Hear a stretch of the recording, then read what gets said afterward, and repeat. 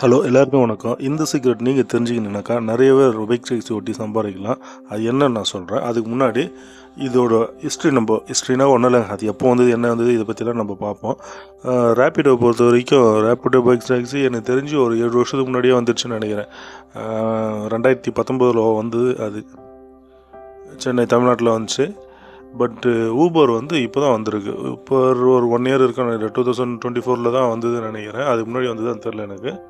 But இப்போ பார்த்தீங்கன்னாக்கா ரெண்டுமே ஈக்குவலாக தான் ஒரு காம்படிஷன் மாதிரி போயிட்டுருக்கு. பட் இதில் எதில் நம்ம ஓட்டினா நம்மளால் நிறைய சம்பாதிக்க முடியும், ஏர்ன் பண்ண முடியும்னு தான் பார்க்கணும். இதில் நீங்கள் எதுவுமே தெரியாமல் டைரெக்டாக போயிட்டு ஓட்டிட்டிங்கனாக்கா நீங்கள் அவங்களுக்கு அடிமை. இது எப்படி நான் சொல்கிறேன்னாக்கா, மேக்ஸிமம் பாதி நாள் நான் அந்த மாதிரி தான் ஓட்டியிருக்கேன். நான் இது வரைக்கும் வந்து ஊபர் அண்டு பைக் டாக்ஸி இது ரெண்டுத்துலையுமே பார்த்தீங்கன்னாக்கா கிட்டத்தட்ட ஒரு 2500 ட்ரிப்பு கம்ப்ளீட் பண்ணியிருக்கேன். கடந்த ஒரு 6-7 மாதமாக நான் ஓட்டிகிட்ருக்கேன். ஸோ அந்த எக்ஸ்பீரியன்ஸ் வச்சு தான் உங்களுக்கு சில டிப்ஸு சில டீட்டெயில்ஸ் சொல்ல போகிறேன். இதை ஃபாலோ பண்ணுங்கள், ஈஸியாக சம்பாதிக்கலாம், மிஸ் பண்ணாதீங்க. எதுக்கு நான் சொல்கிறேன்னாக்கா, உங்களுக்கே தெரியும் என்னோடய ஃபஸ்ட் வீடியோவில் நான் போட்டிருக்கேன். ஊபரில் நான் வந்து இது போல் எத்தனை ட்ரிப்பு கம்ப்ளீட் பண்ணி அது ஒரு கிஃப்ட்டு மாதிரி ஹெல்மெட்டு இந்த பேடெல்லாம் கொடுத்துருந்தாங்க. அதை நான் போட்டிருக்கேன், பார்த்துங்க. ஸோ இந்த எக்ஸ்பீரியன்ஸ் இந்த அனுபவத்தில் தான் நான் சொல்கிறேன். ஃபஸ்ட்டு நீங்கள் வந்து ஊபர் இல்லை எது சூஸ் பண்ணலாம் நீங்களே முடிவு எடுத்துங்க. நான் சொல்கிறேன். ரேட்டை பற்றி பார்த்தீங்கன்னாக்கா ஊபரை பொறுத்த வரைக்கும் ஃபஸ்ட்டு ரேப்பிடோ பார்ப்போம். ரேப்பிடோவில் வந்து 100க்கு வந்து 17% அவங்களோட கமிஷன், அதாவது 100க்கு 17 ரூபா அவங்களோட கமிஷனு.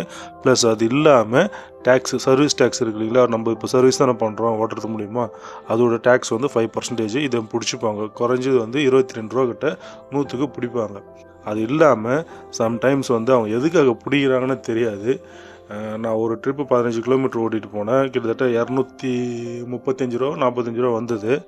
ஆனால் எனக்கு அந்த கேஷ் நான் கலெக்ட் பண்ணதுக்கப்புறமா என்னோடய வாலெட்லேருந்து மைனஸ் பண்ணது வந்து கிட்டத்தட்ட மைனஸ் பண்ணி எனக்கு 153 ரூபா மட்டும் தான் எனக்கு தந்தாங்க. பேலன்ஸ் வந்து 90 ரூபா கிட்ட அவங்க சார்ஜ் பிடிச்சாங்க. அதுக்கப்புறமா நான் எவ்வளோ ட்ரை பண்ணேன், பட் அவங்க காண்டாக்ட் பண்ண முடியல கஸ்டமர் கேருக்கு. அதே போல் சில விஷயங்கள் நான் நிறைய அனுபவப்பட்டேன். ஸோ அதனால் வந்து கொஞ்சம் கொஞ்சமாக அவங்க அந்த ட்ரிக்ஸ் வந்து எனக்கு அப்புறமா தெரிஞ்சு அதுலேருந்து கொஞ்சம் கொஞ்சமாக அவாய்ட் பண்ண ஆரம்பித்தேன். நான் எப்படி ஓட்டணும்னு தெரிஞ்சுக்கின்னு ஆரம்பித்தேன். இதே வந்து ஊபரில் வந்து இவங்களோட ரேட் பார்த்தீங்கன்னாக்கா, இவங்க வந்து ஒரு பிளாட்ஃபார்ம் ஃபீஸ்னு ஒன்று எடுக்கிறாங்கனாக்கா 100க்கு 7 ரூபா எடுத்துடுறாங்க. அதுபோல் அது இல்லாமல் நீங்கள் ஒரு நாள் வந்து லாகின் பண்ணிவிட்டு ஒரு ட்ரிப்பு ஓட்டினாலும் சரி, இல்லை நீங்கள் 100 ட்ரிப் ஓட்டினாலும் சரி, ஒரு நாளில் 100 ட்ரிப் ஓட முடியாது, ஒரு பேஜுக்கு சொல்கிறேன். அதில் வந்து ஒரு 15% வந்து அது என்ன டோக்கன் ஒரு இது ஒன்று சொல்கிறாங்க, ஒரு டிக்கெட் போல். அந்த டிக்கெட் வாங்கணும். அதுக்காக வந்து டெய்லி அதை லாகின் பண்ணுறப்போ 15 ரூபா ப்ளஸ்ஸு அது இல்லாமல் நீங்கள் ஒவ்வொரு ட்ரிப்பு கம்ப்ளீட் பண்ணும்போது 100க்கு வந்து 7 ரூபா பிடிக்கிறாங்க. அவ்வளோதான். இதுதான் ரேட்டோட ஃபேர் டிஃப்ரெண்ட்டு.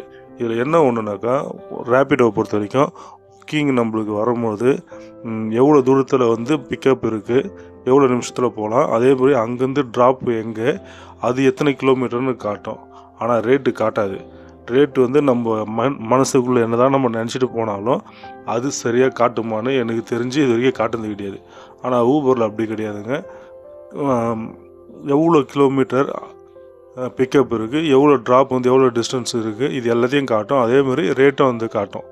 நம்ம அதுக்கேற்ற மாதிரி நம்ம கிளிக் பண்ணிட்டு போகலாம். ஸோ அங்கே போனீங்கன்னா ஊபரில் என்ன ஒரு சின்ன இதுனாக்கா, கஸ்டமருக்கு வந்து இந்த ப்ரொமோஷன் ஆஃபர் தருவாங்க. ஆஃபர்னாக்கா நம்மளுக்கு ஒரு 70 ரூபா கடைன்னு வச்சுங்க, கஸ்டமர் ஏற்றி போய் இறங்குனதுக்கப்புறம் பார்த்தீங்கன்னா அவங்களுக்கு ஒரு 50 ரூபா தான் வரும் பில்லு நம்ம க்ளோஸ் பண்ணும்போது. அதில் பார்த்தீங்கன்னாக்கா மீதி 20 ரூபா வந்து இந்த ஊபரில் வந்து அவங்க அந்த 7 ரூபா இருக்குது பார்த்தீங்களா, அதில் வந்து இப்போ 50 ரூபாய்க்கு பார்த்தீங்கன்னாக்கா ஒரு 3 ரூபா 4 ரூபா பிடிச்சிட்டு பேலன்ஸ் வந்து நம்ம வாலெட்டில் ஆட் பண்ணிவிடுவாங்க. ஸோ பைசா எங்கேயும் போகாது, நம்ம வேலெட்டுக்கு தான் வந்துடும்.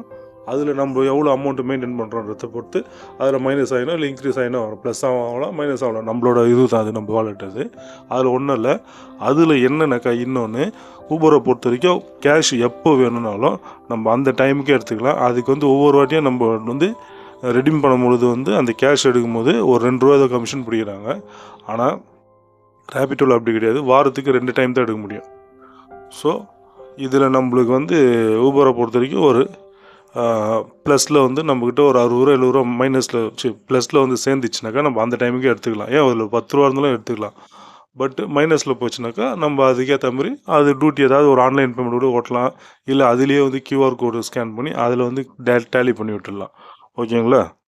இப்போ இது 2த்துலேயுமே வந்து டியூட்டி குடுப்பாங்களான்னு கேட்டா, டெய்லி போனாலும் சரி குடுத்துட்டே இருப்பாங்க. காலையில 7 மணிக்கு ஸ்டார்ட் ஆச்சுனாக்கா, அது இன்சென்டிவ்னு ஒண்ணு போடுவாங்க. அது ரேபிடோல பார்த்தீங்கன்னா 7 மணிலேருந்து 12 மணி வரைக்கும் ஒரு இன்சென்டிவ். அதாவது ஃபஸ்ட்டு ஒரு 6 ட்ரிப்போ இல்ல 8 ட்ரிப்போ முடிகிற வரைக்கும் முடிச்சதுக்கப்புறமா ரூ. 80 இன்சென்டிவ் வரும். அதுக்கப்புறமா 1 ட்ரிப்பு, 2 ட்ரிப்புன்னு ரூ. 10 ரூ. 5 இல்ல 2 ட்ரிப் முடிச்சா ரூ. 20 ரூ. 25 அந்த மாரி போட்டுட்டே போவாங்க. நம்மளால அந்த டைமுக்குள்ள 7 டு 12க்குள்ள எவ்வளோ ட்ரிப் முடியுதோ, மினிமம் நீங்கள் அந்த போடுற 6 ட்ரிப்போ 8 ட்ரிப்போ அதை போட்டு முடிச்சிட்டிங்கனாக்கா அந்த ரூ. 60 வந்துடும். அதுக்கப்புறமா 2 ட்ரிப்பாக போடுவாங்க. அது எவ்வளோ முடியுமோ முடிச்சுக்கலாம். ஊபர்லேயும் அதே போல் தான், சேம், ரொம்ப இருக்காது. இதில் என்ன ஒன்றுனாக்கா, இதில் வாரம் இன்சென்டிவ், டெய்லி இன்சென்டிவ்னு 2 வரும். ரேபிடோலையும் பார்த்தீங்கன்னாக்கா டெய்லி இன்சென்டிவ்னு வந்து, அதாவது புதுசாக வராங்களே ரைடர், வண்டி ஓட்டுறதுக்காக, அவங்களுக்கு வந்து கவர் பண்ணுறதுக்காக நிறைய கொடுப்பாங்க. அவங்க வந்து அதுலேயே கொஞ்சம் இது பண்ணிவிட்டு ஓட்ட ஆரம்பிச்சிட்டாங்கனாக்கா போக போக கம்மி பண்ணிடுவாங்க. இதுதான் நடக்குது. ஸோ டெய்லி இன்சென்டிவ் பார்த்தீங்கன்னாக்கா ஒரு ரூ. 300 ரூ. 350 கிட்ட தருவாங்க. அதுவே பழசா அதிலேயே போயிட்டுன்னு இருக்கிறவங்களுக்கு ஒரு டெய்லி இன்சென்டிவ் ரூ. 100 ரூ. 120 கூட வரும். அது இல்லாமல் வார இன்சென்டிவ் வந்து ஒரு வாரத்துக்கு வந்து 90 ட்ரிப்பு முடிச்சிங்கனாக்கா ஒரு ரூ. 850 ரூ. 900. அதுக்கப்புறமா எக்ஸ்ட்ரா இன்னொரு 30 ட்ரிப்பு, அதாவது 110 ட்ரிப்பு அந்த மாதிரி, இல்லை 120 ட்ரிப் முடிச்சுன்னா எக்ஸ்ட்ரா ஒரு ரூ. 300 350. அது மாதிரி ஒரு 180 ட்ரிப் வரைக்கும் கொடுப்பாங்க. உங்களால் எவ்வளோ முடியுதோ ஒரு வாரத்துக்கு முடியுங்க. ஆனால் மினிமம் வந்து நீங்கள் அதில் கொடுக்குற 90 ட்ரிப்போ எவ்வளோ அதை முடித்தா தான் அந்த ஃபஸ்ட்டு இன்சென்டிவ் உங்களுக்கு கிடைக்கும். ஓகேங்களா?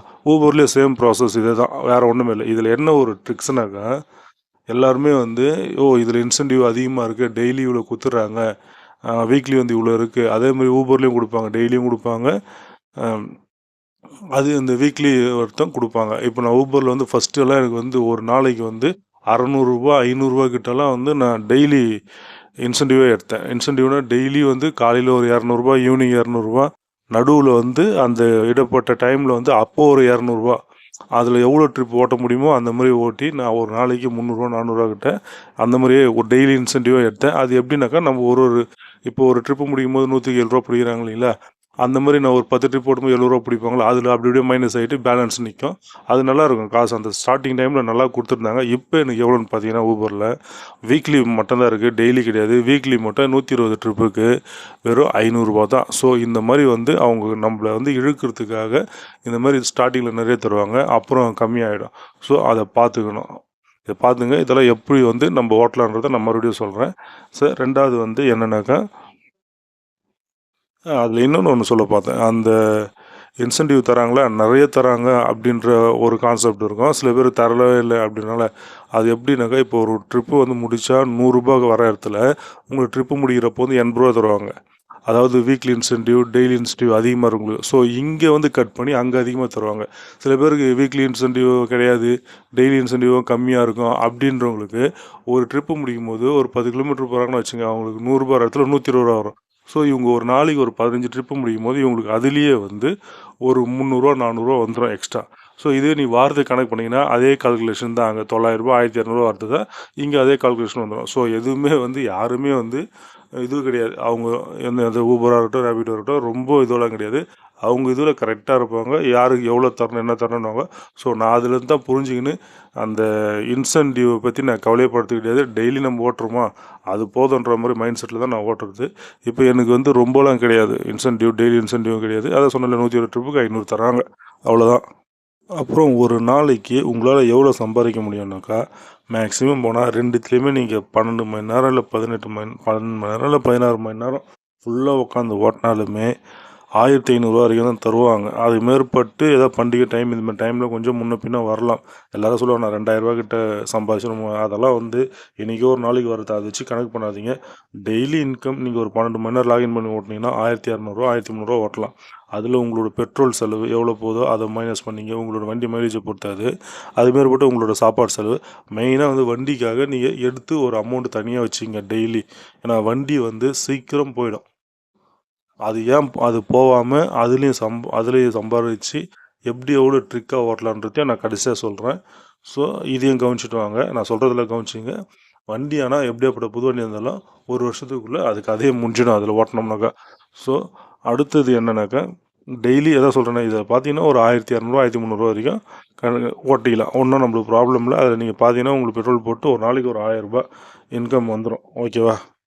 இன்னொன்று, ட்ரிப்பெல்லாம் எப்படி தருவாங்கன்னு கேட்டிங்க. கேட்டிருந்தாங்க. இப்போ ரேப்பிடோவை பொறுத்த வரைக்கும் அதில் வந்து காலையில் ஒரு 7 மணிலேருந்து 12 மணி வரைக்கும் ஜோன் மாதிரி போடுவாங்க. அதாவது சென்னை சென்ட்ரல் அந்த ஏரியா கவர் பண்ணுவாங்க. சென்னை சவுத்து, சென்னை நார்த்து, சென்னை எக்மூர் அந்த மாதிரி பிரித்து ஒவ்வொரு ஏரியா மாதிரி அதுவே தெரியும் உங்களுக்கு, ஒரு மேப் மாதிரி கொடுத்துருவாங்க. சென்னை சிட்டி மேப்லேயே அந்த மேப்லேயே ஓட்டுற மாதிரி வரும். அதுக்கப்புறமா 12 மணிக்கு மேலே வந்து எங்கே வேணாலும் போடுவாங்க, எப்படி வேணாலும் போடுவாங்க. லாஸ்ட்டாக வந்து நீங்கள் முடிகிற டைம் ஒரு 8, 9 மணி இருக்கும் நைட்டில். அந்த டைமில் வந்து மேக்ஸிமம் உங்கள் ஏரியா பக்கமாக ஒரு ட்ரிப் எடுத்துன்னு கிட்ட வந்துடுங்க. இதில் என்னன்னாக்கா ரேப்பிடோ வந்து அந்தளவுக்கு தருவாங்களான்றது டவுட் தான் எனக்கு. ஊபரை பொறுத்த வரைக்கும் கொஞ்சம் ஓகே. நம்ம ஏரியா வந்து இப்போ பெரம்பூர்னு வச்சுங்க, நான் தாம்பரத்தில் இருக்கேன்னா நைட் ஒரு 7 மணி 8 மணிக்கெல்லாம் வந்து நான் அங்கே ட்ரிப்பு எடுக்கிறப்ப நம்மளுடைய ட்ரிப்பு வந்து அவங்களே கொடுத்துருவாங்க. அவங்களே வந்து கிண்டி, கோடம்பாக்கம், எக்மூர் இந்த மாதிரி கிட்ட கொண்டு வர ஆரம்பிச்சிருவாங்க. அந்த டூட்டிங்களை அப்படி அப்படியே கொஞ்சம் பார்த்து எடுத்துகிட்டு நீங்கள் கிட்ட வந்துடலாம். நம்ம மேக்ஸிமம் வந்து நைட்டில் வந்து லாங்லாம் போட மாட்டாங்க, கிட்ட எடுத்துன்னு வந்து விட்டுருவாங்க. நம்ம ஏரியா கிட்ட குறைஞ்சது ஒரு 10 கிலோமீட்டர் டிஸ்டன்ஸ்லேயே எடுத்துன்னு வந்து 5 கிலோமீட்டர் 10 கிலோமீட்டர், எனக்கு மேக்ஸிமம் வந்து ஒரு 4 கிலோமீட்டர்லேருந்து 5 கிலோமீட்டர் வரைக்கும் லாஸ்ட்டாக ஒரு 9, 10 மணிக்கு ஏரியா பக்கத்தில் வந்துடும். ஸோ அதுக்கப்புறமா நான் வீட்டுக்கு வந்துடும். அவ்வளோதான்.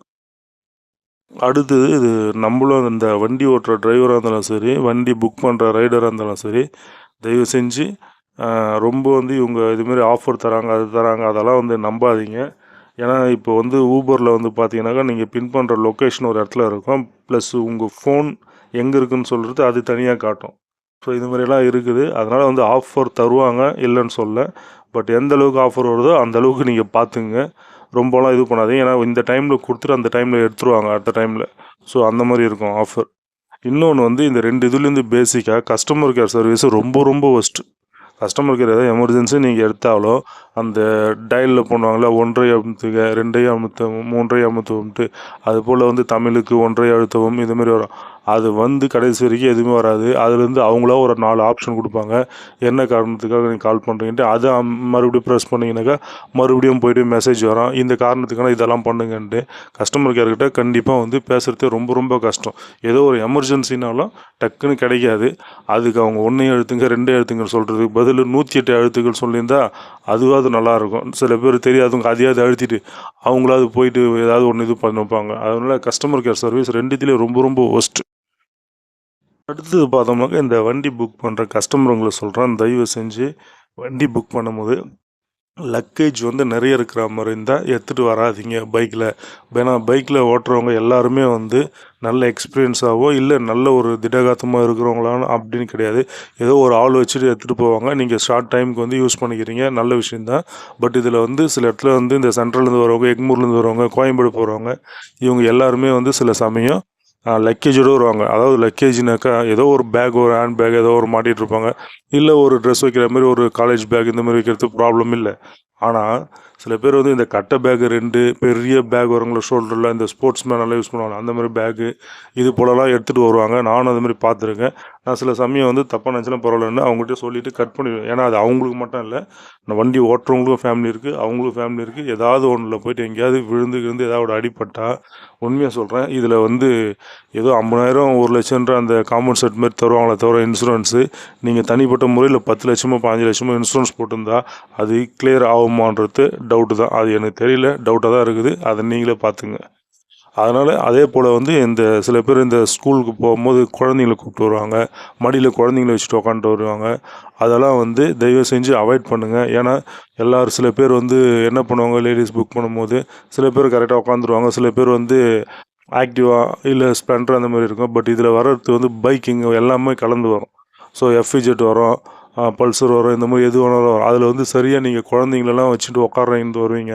ஃபர்ஸ்ட் ஆஃப் ஆல் வந்து 3 பேர் போகக்கூடாது. அது குழந்தையாக இருக்கிற பட்சத்தில் தயவு செஞ்சு அவாய்ட் பண்ணிடுங்க. இதுக்கும் பைக்கோட ஆட்டோக்கு அதுக்கும் பார்த்தீங்கன்னாக்கா மேக்ஸிமம் ஒரு 30 ரூபா 40 ரூபா தான் இருக்கும். நம்மளோட சேஃப்டியோ நம்மளோட லைஃபை தான் முக்கியம், காசு முக்கியம் கிடையாது. எமர்ஜென்சி யூஸ் பண்ணுறப்போ நம்ம பைக்கெல்லாம் யூஸ் பண்ணிக்கலாம், எல்லாமே ஓகே. பட் இந்த மாதிரி விஷயத்தில் ரிஸ்க் எடுக்காதீங்க. இது பார்த்து அதுக்கேற்ற மாதிரி புக் பண்ணுங்கள். புக் பண்ணும்போது லேட் ஆகுதுன்னீங்கனாக்கா அதுக்கு காரணம் வந்து ரைடர் இன்னொரு புக்கிங்கில் இருப்பாங்க. அவங்களுக்கு அடுத்து உங்களோட புக்கிங் வந்து வெயிட்டிங்கில் கொடுத்துட்டு இருப்பாங்க. அவங்க அதை கேன்சல் பண்ணால் அவங்களுக்கு கிடைக்காது. ஸோ அதனால் வந்து கேன்சல் பண்ண மாட்டாங்க. ஏன்னா கேன்சல் பண்ணாங்கனாக்கா கம்பெனிக்காரர் என்ன பண்ணுவோம், அடுத்த டியூட்டி தரமாட்டான், லேட் பண்ணுவான்.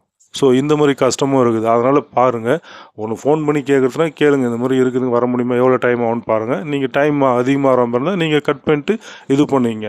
எப்போவுமே வண்டி புக் பண்ணி அந்த வண்டி உங்கள் லொக்கேஷனை நோக்கி கிட்ட வந்து கிட்டத்தட்ட ஒரு 50 மீட்டருக்குள்ளே நெருங்கி வந்த பிறகு 3 நிமிஷம் டைம், அதுக்கப்புறமா கட் பண்ணால் மட்டும்தான், கேன்சல் பண்ணால் மட்டும்தான் கேன்சலேஷன் ஃபீஸ் பிடிப்பாங்க.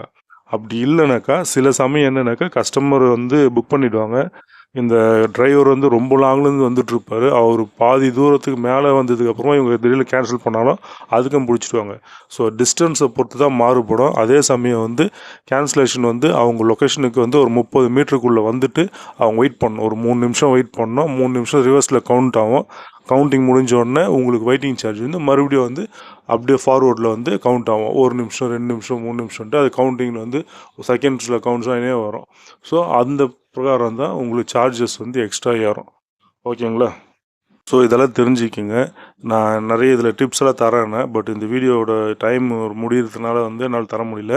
பட் அடுத்த வீடியோ வந்து இதுக்கு பின்னாடியே இன்னொரு அடுத்த நாள் இல்லை மறுநாள் 2 டேஸ்லேயே நான் போட்டுறேன்.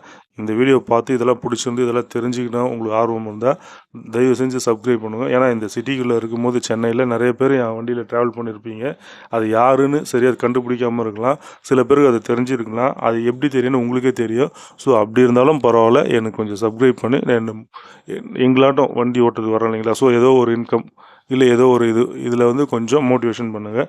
இதுக்கப்புறம் வர இதுலலாம் நான் என்ன நினைக்கிறேன்னாக்கா, நம்ம எந்த இடத்துக்கு போகிறோம், என்ன சாப்பிட்றோம், இந்த ஏரியாவில் இப்படி இருக்கா, இந்த ஏரியாவில் இது இருக்குது, ஒரு சென்ட்ரல்னா எங்கே இருக்குது, இதெல்லாம் நிறைய பேருக்கு தெரியாது. சிட்டிக்குள்ளே இருக்கவங்களும் தெரியும், சிட்டியில் வெளியே இருக்கவங்களும் தெரியாது. ஸோ இவங்க எல்லாத்தையும் எடுத்து போடலான்னு இருக்கிறேன். இதுக்கு உங்கள் ஆதரவு ரொம்ப முக்கியம். தேங்க்ஸ்.